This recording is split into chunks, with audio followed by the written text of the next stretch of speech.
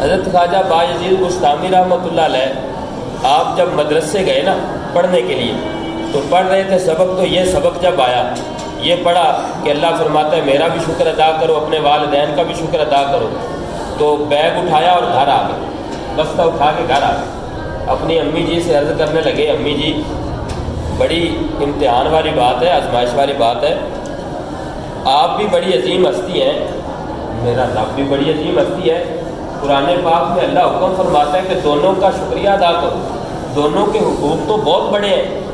میں اللہ کے احسانات کا شکریہ ادا کروں کہ آپ کے احسانات کا شکریہ ادا کروں، یہ تو میرے لیے بہت بڑی آزمائش ہے،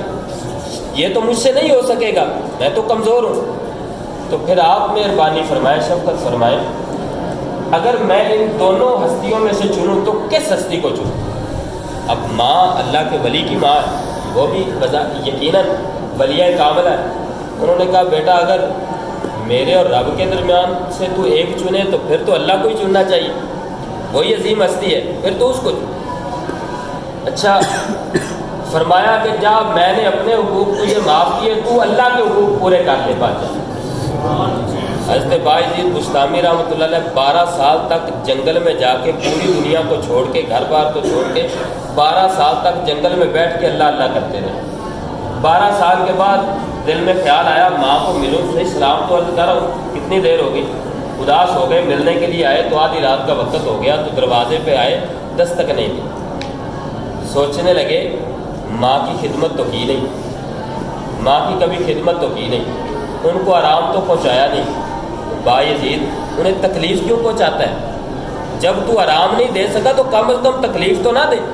آرام کر رہی ہوں گی۔ کھڑے ہو گئے دروازے پر، تہجد کا وقت ہوا، وہ نالی سے پانی باہر آیا تو ذہن میں خیال آیا ماں تہجد پڑھنے کے لیے بیدار ہوئی ہے، وضو فرما رہی ہے تو پانی آیا ہوا ہے، اب دروازے پہ دستک دی، دروازہ کھلا، اندر گئے، ماں تہجد پڑھی ہے، تہجد پڑھنے کے بعد ماں نے جب ہاتھ اٹھائے نا تو تہجد پڑھ کے اللہ کی بارگاہ میں یوں عرض کرنے لگی مالک تیرا بندہ میرا بیٹا بایزید جس مقصد کے لیے نکلا ہے سب کچھ چھوڑ کے چلا گیا، مالک تو اس کو اس کے مقصد میں کامیابی عطا فرما۔ آنکھوں میں آنسو، عبادت کی ہے، آنکھوں میں آنسو لیے، ماں نے جو یہ دعا کی نا تو حضرت بایزید بستامی بھی رو پڑے اور دل میں کہنے لگے بایزید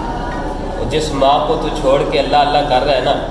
وہ مقام تجھے وہاں سے ویسے نہیں ملنے والا، وہ مقام اور کامیابی اور ولایت تو تجھے یہاں سے ملنے والی، وہ ان دعاؤں کی وجہ سے ملنے والی، وہاں سے نہیں ملنے والی۔ اللہ کے ولی کامل نے یہ بتایا کہ ماں کی خدمت سے بندے کو اللہ کا قرب ملتا ہے،